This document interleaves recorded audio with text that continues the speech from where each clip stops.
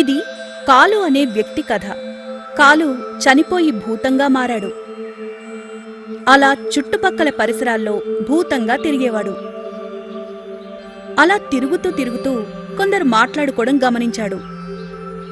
కాలు భూతం ఇలా అనుకున్నాడు, వాళ్లతో తాను కూడా మాట్లాడాలి అని.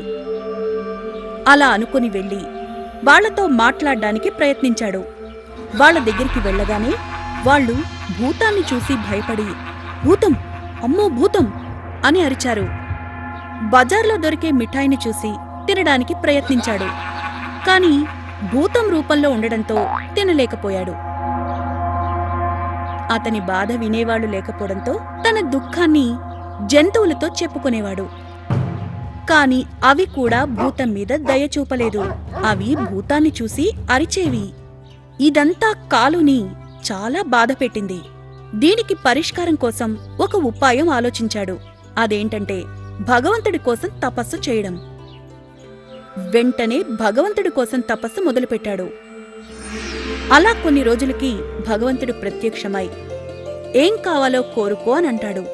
దానికి కాలు, నేను భూతాన్ని, నేను ఎవరితోనూ మాట్లాడలేకపోతున్నాను.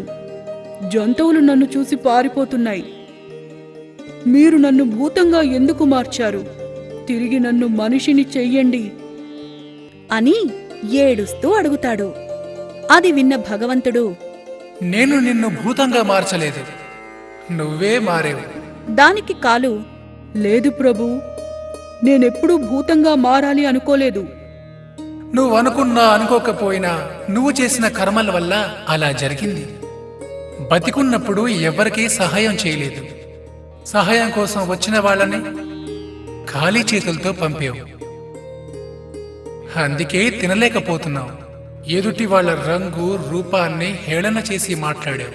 అందుకే ఎవ్వరూ నీతో మాట్లాడడం లేదు.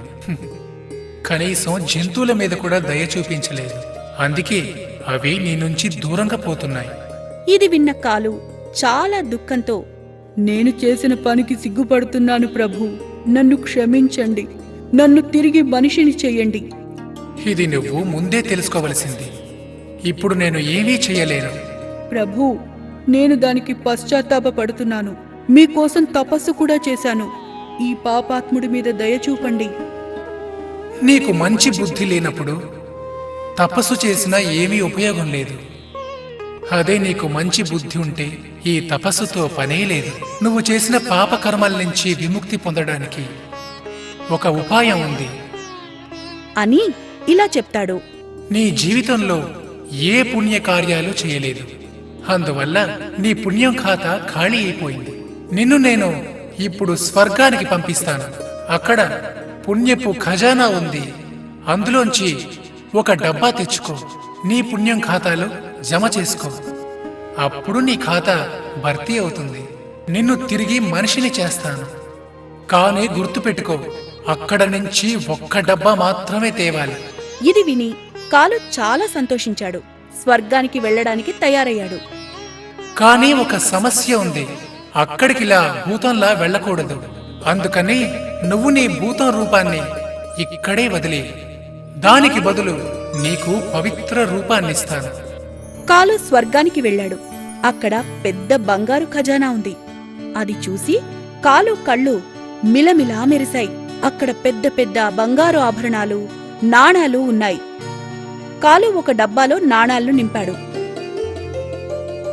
కాని అక్కడున్న బంగారాన్ని చూసి కాలు మనసులో దురాశ పుట్టి ఇలా అనుకున్నాడు, ఇక్కడున్న సంపద తీసుకుని వెళ్తే నేను మనిషినయ్యాక కష్టపడి సంపాదించే అవసరం ఉండదు. ఈ ప్రపంచంలో నేనే ధనవంతునవుతాను అని అనుకుని 2 పెద్ద పెద్ద సంచుల్లో బంగారాన్ని నింపి బయలుదేరాడు. స్వర్గం నుంచి కాలు బయటకు పెట్టగానే ఒక్కసారిగా పల్టీ కొడుతూ భూమి మీద పడ్డాడు.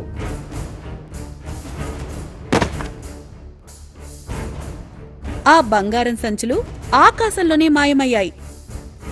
ఇదంతా చూసిన దేవుడు కోపంతో కాలు దగ్గరికి వెళ్లి, నువ్వు దురాశాపరుడివి, పాపాత్ముడివి. నీకు మనిషిగా మారే అర్హతే లేదు అని మాయమవుతాడు. తిరిగి పాపం కాలు భూతంగా మారిపోతాడు. కాలు చాలా ఏడుస్తాడు, కాని ఏం లాభం? ఎందుకంటే కాలు దురాసే దీనికి కారణం కాబట్టి. మరి ఇలాంటి మంచి మంచి పద్యాలు, పాటలు, కథలు చూడాలనుందా? ఇంకెందుకు ఆలస్యం? వెంటనే మీ అమ్మా నాన్నలకు చెప్పి మాకు సబ్స్క్రైబ్ చేయించరా? ఈలోగా మేము మీకోసం బోలెడు వీడియోలను తయారు చేసే ప్రయత్నంలో ఉంటాం. అంతవరకు సెలవా మరి.